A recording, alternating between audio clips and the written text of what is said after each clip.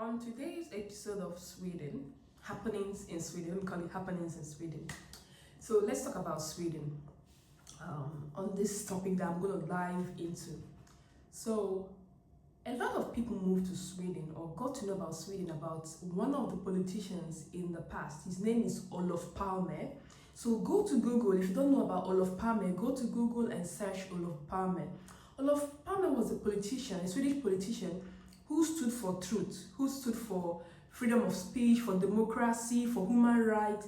This man fought, this man even supported the South Africans during the apartheid.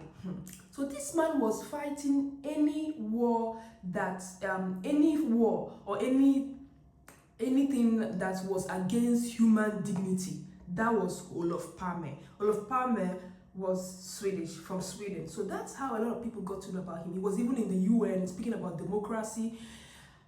Unfortunately, this man was shot and killed. Till today, they still don't know who killed this man on the streets of Stockholm. Okay, so that's how a lot of people got to know about Sweden, about freedom of speech, about freedom, about peace, and all of that. But the Sweden that we now have nowadays, especially in this 2025, is far from the Sweden that Olof Palme was preaching or trying to, as I was speaking about, was working for. It's now moving to the Sweden that we cannot recognize. So, and during the time we had Olof Palme, it was more about generosity. It was more about humanity. This man loved people. Olof loved people. You know the way people talk about Princess Diana. Olof loved people. He was sending money to South Africa to fight against apartheid. Okay. Now in 2025 or in 2024, 2025, the Sweden that we have now is different. The same Sweden that opened its arms to immigration is now the same Sweden that is now closing its arms towards immigration. And that's like, what happened to Sweden? What happened to Sweden? What happened to immigration in Sweden? Did Sweden fail in their immigration policy?